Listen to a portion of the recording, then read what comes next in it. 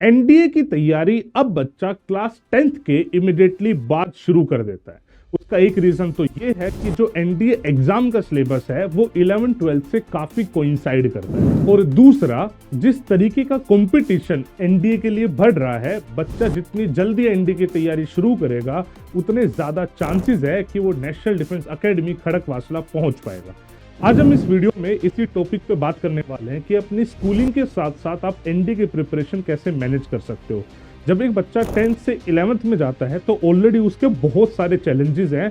उसके साथ साथ अगर आपको एनडीए की तैयारी करनी है तो आपको किन चीज़ों का ध्यान रखना है, क्या स्टेप्स फॉलो करने हैं, आप ऑनलाइन कैसे कर सकते हो, ऑफलाइन कैसे कर सकते हो, हिंदी मीडियम से हो तो क्या, इंग्लिश मीडियम से हो तो क्या, हर एक डिटेल एस्पेक्ट को मैं डिस्कस करने वाला हूं।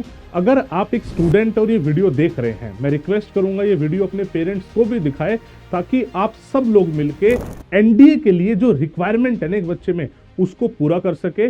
और भैया मेहनत करोगे तभी जाके नेशनल डिफेंस एकेडमी पहुंच पाओगे। तो स्टेप बाय स्टेप चलते हैं। इस वीडियो में हम एक एक पॉइंट डिस्कस करेंगे, बट उससे पहले एक बार मैं चाहता हूं कि आपको बेसिक समझा दूं कि एनडीए एग्जाम का पूरा पैटर्न होता क्या है।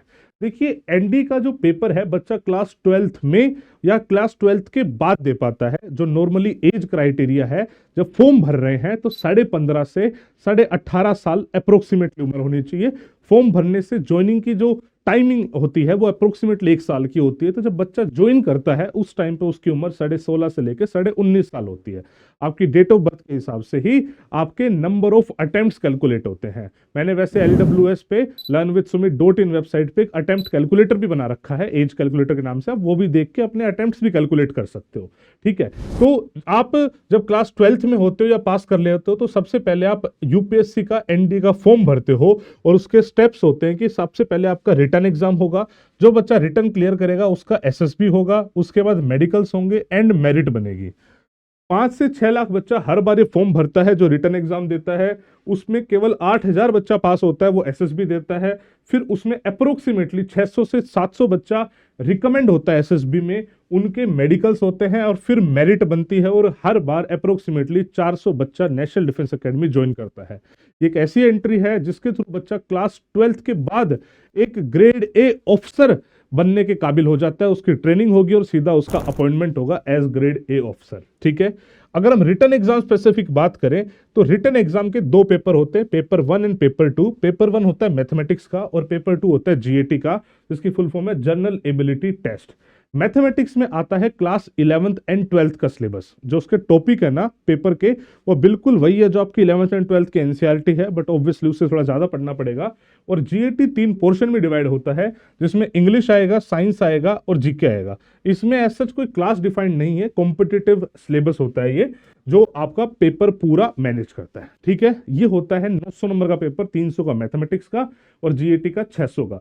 बच्चे को पेपर 1 पेपर 2 में अलग से भी पास होना है और एक ओवरऑल भी पास होना है। जो अलग अलग से पास होना है उसको बोलते हैं सेक्शनल कट ऑफ, और जो ओवरऑल होता है उसको बोलते हैं ओवरऑल कट ऑफ।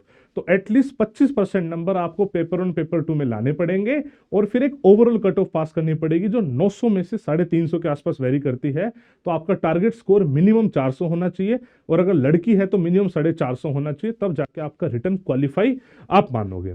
अब हमें इसमें किस तरीके से मैथ्स और जीएटी सब पढ़ना है उस पर बातचीत करेंगे। मैं इसमें वो सब चीजें बताने वाला हूं जैसे हम कराते हैं। अगर आप हमारे साथ तैयारी करना चाहते हैं तो हम ऑनलाइन एंड ऑफलाइन दोनों ही माध्यम से बच्चों को रेडी कराते हैं। 10th के बाद से भी हमारे बैचेस हैं। अगर ऑफलाइन की बात करें तो आज की डेट में हमारा हरियाणा में, लखनऊ में, पुणे में कंप्लीट रेजिडेंशियल प्रोग्राम है, जहां पे हम स्कूलिंग के साथ, सीबीएसई स्कूलिंग में नॉन मेडिकल साइंस के साथ बच्चे की एनडी की तैयारी कराते हैं, जिसमें हर एक एस्पेक्ट को कवर करते हैं। NDA schooling, SSB, personality development और दूसरे एग्जाम की तैयारी, सब कुछ। अगर बच्चा चाहता है कि ऑनलाइन तैयारी करे तो अगर वो LWS ऐप पे जाएगा तो उसको बैच मिलेगा अर्जुना बैच, और हिंदी मीडियम वाला बच्चा है तो उसको मिलेगा वीर बैच, जिसमें हम एनडी का पढ़ाते हैं और ये मान के पढ़ाते हैं कि बच्चा अभी 11th में आया है तो धीरे धीरे धीरे बेसिक्स पढ़ाते हैं। स्कूलिंग बच्चा खुद पढ़ता है ऑनलाइन में, और एनडी का सिलेबस हम पढ़ाते हैं। धीरे धीरे धीरे धीरे धीरे डोज उसको दिया जाता है और 2 साल का कंप्लीट वो बैच होता है, वो भी रेफर कर सकते हो। तो ये तो हो गया हमारे बैचेस, बट अभी हम बताते हैं कि उन बैचेस में हम करते क्या है। वो चीज आप खुद से भी कर सकते हो, नॉट नेसेसरली हर बंदा बैच से ही पढ़े। देखिए, मैथमेटिक्स में जो रिक्वायरमेंट है ना वो बता रहा हूं। मैथमेटिक्स में रिक्वायरमेंट ये है कि सबसे पहले हो तो आप क्लास 11-12 की एनसीईआरटी पढ़ो। अच्छा, बाई चांस अगर जैसे आप महाराष्ट्र बोर्ड से हो तो महाराष्ट्र बोर्ड में स्टेट बोर्ड की किताबें भी अच्छी हैं, तो एनसीईआरटी से कुछ ना कुछ मुझे थोड़ी सी अच्छी ही लगती है। बट मेरे कहने का मतलब है जो 11-12 का बेसिक है, जो स्कूलिंग होती है ना, वो वाली पढ़ाई आपको पढ़नी पड़ेगी। उसके बाद आपको उन्हीं सेम चैप्टर्स की एनडीए की थ्योरी पढ़नी पड़ेगी। और जब आप ये कर लोगे तो एनडीए में उन चैप्टर से कैसे क्वेश्चंस आए हैं वो आपको सोल्व करने पड़ेंगे, और उसके अलावा कुछ प्रैक्टिस क्वेश्चन आपको सोल्व करने पड़ेंगे। जब इतना कर लोगे तो आप एनडीए के लिए, मैथमेटिक्स के लिए रेडी रहोगे। हम क्या कराते हैं, सबसे पहले जैसे बच्चे को एनसीईआरटी पढ़ाई, उसके बाद अब उन्हीं कॉन्सेप्ट को थोड़ा सा एक लेवल ऊपर ले जाके, भैया इसमें कॉम्पिटिटिव पॉइंट ऑफ व्यू से एनडीए कैसे क्वेश्चन पूछता है, यूपीएससी किस तरीके से क्वेश्चन इन्हीं चीजों को ऑब्जेक्टिव में फ्रेम करता है, वो हम सिखाते हैं। तो थ्योरी हम इकट्ठा पढ़ाते हैं, स्कूलिंग और एनडीए हम एक साथ पढ़ा देते हैं। उसके बाद उसके पीवाईक्यूज और वो सब चीजें होती है, राइट। आप इसे खुद भी कर सकते हैं। जो ऑनलाइन वाला बच्चा है वो इस पोर्शन को खुद पढ़ेगा और इस पोर्शन को हम पढ़ाएंगे। वो पढ़ाएंगे इस तरीके से, बिल्कुल बेसिक से पढ़ाएंगे। क्लियर होगी बात। दूसरा, जब आप आते हैं जीएटी पे, तो जीएटी में 3 सब्जेक्ट है, इंग्लिश, साइंस और जीके।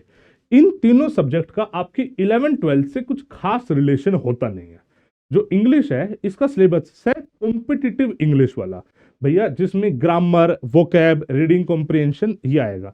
अगर आप भारत देश में कोई भी कॉम्पिटिटिव एग्जाम दोगे जीवन में कभी भी, तो आपकी यही वाली इंग्लिश आएगी। सिलेबस एकदम सेम है। साइंस की बात करें तो इसमें जो साइंस आती है वो आती है फिजिक्स, केमिस्ट्री, बायोलॉजी, जिसमें जो फिजिक्स है उसको आप बोल सकते हो कि थोड़ा बहुत 11-12 तक जाती है। अदरवाइज इसका बेस क्लास 9-10 की एनसीईआरटी वाला है। तीसरा पोर्शन है जीके, जनरल नॉलेज, जिसमें history, geography, polity, economics, current affairs ये सब आता है। तो ये आपके जीके का सिलेबस है। इसका लिंक काफी कम है, आप देख पा रहे हो, क्लास 11-12 से। हम कैसे कराते हो बताता हूं।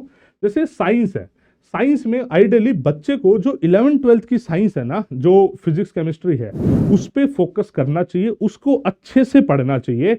और उसके बाद देखो टॉपिक सेम है, 9th वाले टॉपिक 11th में होते हैं, 10th वाले टॉपिक 12th में होते हैं, बस डिटेलिंग का फर्क है। 11th में बहुत ज्यादा डिटेल में होता है। तो जब आप टॉपिक पढ़ लो, उसके बाद आपको एनडीए पर्सपेक्टिव से थोड़ा सा देखना है कि इसमें क्वेश्चंस कैसे पूछे हुए हैं।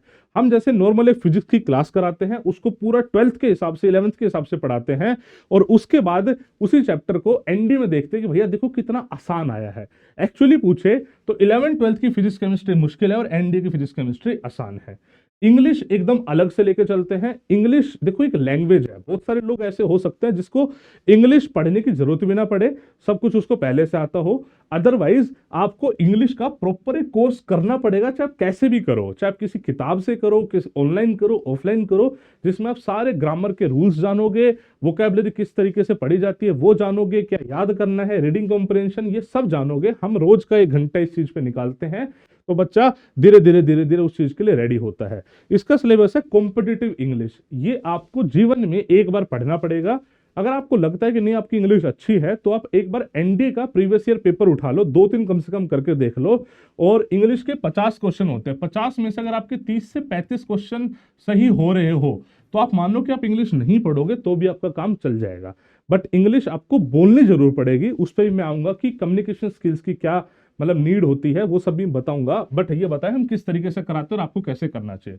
नेक्स्ट आता है जीके। जीके का 11-12 से कोई लिंक नहीं है, ये कॉम्पिटिटिव मतलब जीके है। तो भैया इसका भी अगेन कोई कोर्स या किसी किताब से आपको पढ़ना पड़ेगा। हमारी किताब भी आती है, आप उससे भी पढ़ सकते हैं। हैंडबुक हमने बहुत ही क्रिस्प मैनर में कंप्लीट जीटी किताब रखी है, उसमें जीके भी है। या आप अगर वैसे पूछो मुझसे, मैं बता सकता हूं, लेकिन वो सोर्सेज बहुत ज्यादा हो जाते हैं। जैसे जो ज्योग्राफी आती है बच्चे, वो ज्योग्राफी आती है क्लास 11th क्लास की एनसीईआरटी। जो हिस्ट्री आती है वो क्लास 12th क्लास की एनसीईआरटी आती है, साथ में थोड़ी सी 9th क्लास की वर्ल्ड हिस्ट्री वाली आती है। पॉलिटी में, इको में कोई ऐसी क्लास की वो नहीं है, बेसिक कॉम्पिटिटिव वाला सिलेबस आता है, और इसके अलावा करंट अफेयर आता है।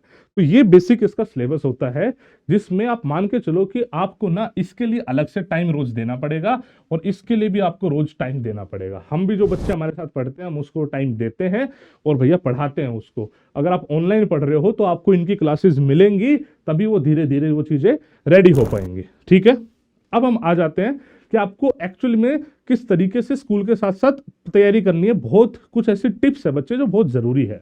सबसे पहली टिप है, बच्चे हो सके तो रेगुलर स्कूलिंग रखनी है। जैसे हम जो भी बच्चों का एडमिशन ले रहे हैं अपने फाउंडेशन प्रोग्राम में, हम रेगुलर स्कूलिंग कराते हैं। मतलब उसी स्कूल के अंदर बच्चा रह रहा है, बस फर्क इतना है हम रेजिडेंशियल रेगुलर स्कूलिंग कराते हैं, हम उसको अपने हिसाब से पढ़ाते हैं, बट वो रेगुलर स्कूल में है, उसकी को करिकुलर एक्टिविटीज हो रही है, नॉर्मल वो स्कूलिंग कर रहा है। डमी स्कूलिंग हम एनडीए के लिए फेवर नहीं करते हैं, बिकॉज उससे पर्सनैलिटी थोड़ी सी डाउन होती है, और एनडी में पर्सनैलिटी का बहुत बड़ा रोल है। अब हो सके तो बच्चे रेगुलर स्कूलिंग करो, अगर आपके पॉसिबल है तो। बाई चांस आपने डिसाइड कर लिया है डमी का तो बात अलग है, लेकिन हो सके तो रेगुलर करो। थोड़ा सा मुश्किल हो जाता है कि साथ साथ आप एनडी की तैयारी करोगे, स्कूलिंग का पूरा प्रेशर होता है, बट यकीन मानो चीजें हो जाती है, बैलेंस हो जाती है, राइट।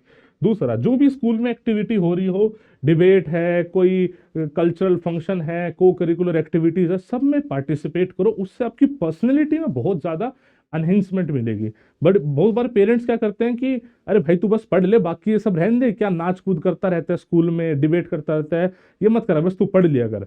ऐसी बातें एक एनडीए एस्पिरेंट को बिल्कुल ना बोले, बिकॉज उसकी वैल्यू बहुत ज्यादा है एनडीए में। आपकी पर्सनैलिटी कैसी है और वो डेवलप होगी उन एक्टिविटीज से। हम अपने बच्चों को रेगुलर एक्टिविटीज में पार्टिसिपेट कराते ही कराते हैं, राइट। तीसरा है स्पोर्ट्स, आप स्कूल में जरूर खेले, स्कूल में नहीं खेल पा रहे हैं तो बाहर जरूर खेले। अगर आपके स्कूल में एनसीसी है, एनएसएस है, तो उसमें भी आप पार्टिसिपेट करें। मतलब बेसिकली एक, मतलब देखो, जब आप एस्पायर कर रहे हो ना जिस चीज को, उसका थोड़ा सा बेसिक्स तो आपको अंदर कहीं ना कहीं आपको रखना पड़ेगा। तो वो इन्हीं माध्यम से हो पाता है। हम अपने बच्चों को बहुत मोटिवेट करते हैं कि भैया आपको ये सारी चीजें जरूर मेंटेन करनी है। क्लियर होगी बात। इसके अलावा आपको रोज टाइम देना ही देना है अपनी कम्युनिकेशन स्किल्स पे। खास तौर से जो हिंदी मीडियम वाला बच्चा है, भैया आप इंग्लिश से बच नहीं सकते। आप हिंदी में पेपर रिटर्न तो दे पाएंगे, लेकिन एसएसबी में आपको इंग्लिश बोलनी भी पड़ेगी, लिखनी भी पड़ेगी।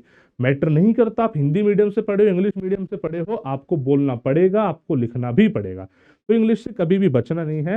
आपको एक ऐसा ग्रुप बनाना है जिसमें आप रोज इंग्लिश कम्युनिकेशन की प्रैक्टिस कर सके। जैसे हम अपने बच्चों को लेक्चरेट, जीडी, ये सब रेगुलर बेसिस पे सिखाते हैं, न्यूज़पेपर पढ़ना सिखाते हैं, ताकि वो थोड़ा सा बोलना सीखे।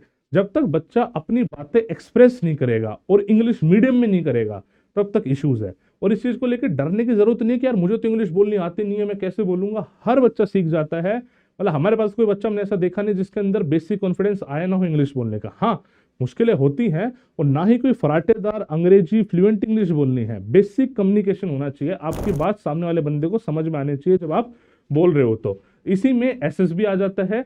जैसे हम एक एसएसबी का फाउंडेशन कोर्स साथ साथ रन करते हैं, ऑनलाइन वाले बच्चों को भी बताते हैं कि एक्चुअली एसएसबी है क्या। तो उससे क्या होता है, जब बच्चे को पता होता है ना कि एसएसबी क्या है, तो थोड़ा सा ना वो डेली हैबिट्स में उन सब चीजों पे काम करने लग जाता है धीरे धीरे धीरे। क्योंकि एसएसबी तो एक पर्सनैलिटी का ही टेस्ट है, तो उसको टेक्निकलिटी पता रहेगी तो चीजें थोड़ी सी आसान हो जाती है। आप इस एसएसबी क्या है ये जानने के लिए हमारी किताब आती है बच्चे, वो भी पढ़ सकते हो। देखो अल्टीमेटली आपका रिटर्न निकल जाएगा। एसएसबी के लिए आपको आना पड़ेगा ऑफलाइन ही। हमारा दिल्ली में सेंटर है, पुणे में सेंटर है। अभी पुणे वाला एसएसबी हम अप्रैल से स्टार्ट कर रहे हैं। लेकिन एसएसबी है क्या, ये जानने के लिए बच्चे आपको एसएसबी की किताब पढ़ लो। अगर हमारे साथ आप नहीं पढ़ रहे तो मैं बता रहा हूं मैं, और जो हमने किताब लिखी है फिलहाल, मैं मतलब गारंटी के साथ कह सकता हूं उससे बेस्ट एक्सप्लेन एसएसबी कोई और किताब नहीं कर सकती। बहुत मेहनत हमारी लगी है, तो आप वो पढ़ सकते हो बेसिक एसएसबी के लिए। इसके अलावा रेगुलर पर्सनैलिटी पर अपनी काम करना है, मतलब कभी भी ना हिचकिचाना नहीं है। जैसे आपने सुना होगा ऑफिसर लाइक क्वालिटीज, मतलब जो टेस्ट होती है बेसिकली एसएसबी में, तो ऐसे कुछ वो बहुत तूफानी चीज नहीं है। नहीं आपको ये जानने की जरूरत है कि 15 ऑफिसर्स लाइक क्वालिटी क्या है। आप बेसिक चीजों पे काम करो, एक अच्छे इंसान बनो, चीजों में पार्टिसिपेट करो, इंग्लिश में बोलो, एक दूसरे की मदद करो, मिलनसार रहो, अच्छे दोस्त होने चाहिए, अच्छे आप बेटे होने चाहिए, अच्छे भाई होने चाहिए। तो ऑटोमेटिकली वो ऑफिसर लाइक क्वालिटी डेवलप हो जाएगी। उसी को ही इन शॉर्ट पर्सनैलिटी डेवलपमेंट बोला जाता है। वो कॉन्फिडेंस गेन करना, दूसरों के सामने झिझक खुलना, यही सब पर्सनैलिटी डेवलपमेंट का पार्ट है, जो अगर आप हमारे साथ हो तो हम कराएंगे। और अगर आप खुद उस चीज को करना चाहो तो कॉन्शियसली इस चीज का दिमाग में रखना है कि आपको भैया इन सब चीजों पे काम करना है। सबको पता है कि अच्छा इंसान कौन होता है, जो दूसरों की मदद करे, मम्मी की मदद करे, अच्छा बेटा बने, सबको सारी डेफिनेशन पता है। बस हम मतलब कुछ चीजें इग्नोर कर देते हैं। काफी बार पेरेंट्स भी इस चीज में होते हैं, बस भाई तू पढ़ ले, मैं चाय तो तेरे टेबल पे लाके दे दूंगी। ये सब नहीं होना चाहिए बच्चे। बच्चा एक खुद सेल्फ डिपेंडेंट होना चाहिए, इनफैक्ट उसको आपकी मदद करनी चाहिए। तो इन सब चीज़ों पे बच्चों को, पेरेंट्स को, सबको काम करना पड़ेगा। इसके अलावा आपको एक फिक्स रूटीन फॉलो करना है। जैसे हमारे पास बच्चा आता है, हम उसको फ़ोन से दूर कर देते हैं और उसका एक फिक्स रूटीन रोज फॉलो होता है। तो अगर आप हमारे साथ नहीं है, खुद से कर रहे हैं, तो भी ये मेक श्योर करना है कि आपको फिक्स रूटीन फॉलो करना है। सुबह थोड़ा सा टाइम पीटी में, रनिंग में, जॉगिंग में देना है, बेसिक हेल्थ मेंटेनेंस में। और उसके बाद आपका जो रूटीन है वो फिक्स होना चाहिए। ये नहीं होना चाहिए कि भैया कभी भी उठ रहे हो, कभी कुछ कर रहे हो। नहीं, एक फौजी में सबसे पहली चीज होती है डिसिप्लिन। तो वो डिसिप्लिन भैया आपके अंदर होना चाहिए। चाहे आप घर से पढ़ो, कहीं भी जाके पढ़ो, वो फिक्स रूटीन बहुत ज्यादा इंपॉर्टेंट है। आज की डेट में लोग फोन के चक्कर में रात को लेट सो के इस चीज को मिस कर देते हैं। ऐसा मिस नहीं करना है। वो डिसिप्लिन, वो फिक्स रूटीन कभी भी आप कॉम्प्रोमाइज नहीं कर सकते। अगर आप फौज में जाना चाहते हो, तो यहाँ तो अफसर बन रहे हो, तो आप सोच देख सकते हो कि आपसे लोग एस्पायर होंगे, आपके कहने पे लोग जीने मरने को रेडी होंगे, राइट। आप लीडर हो, तो आपको थोड़ी सी वो हैबिट्स इनकलकेट आज से करनी पड़ेगी। मैं उम्मीद करता हूँ कि बेसिक रोड मैप मैंने आपको दिखाया होगा कि भाई किस तरीके से आप अपनी तैयारी करो। फिर भी कोई डाउट है, कोई परेशानी, आप पूछ सकते हो कमेंट सेक्शन में। हमारे किसी भी कोर्सेज की जानकारी लेनी है तो दिए हुए नंबरों पे बातचीत कर सकते हो। वहाँ पे टीम आपको पूरी तरीके से गाइड करेगी। और बस इतना ही है मेरे हिसाब से। तो I wish you all the best बच्चे। आप अपनी मेहनत कीजिए। किसी टाइप की कोई हेल्प मुझसे चाहिए हो तो जरूर बताइए। I will try my level best. जय हिंद, जय भारत।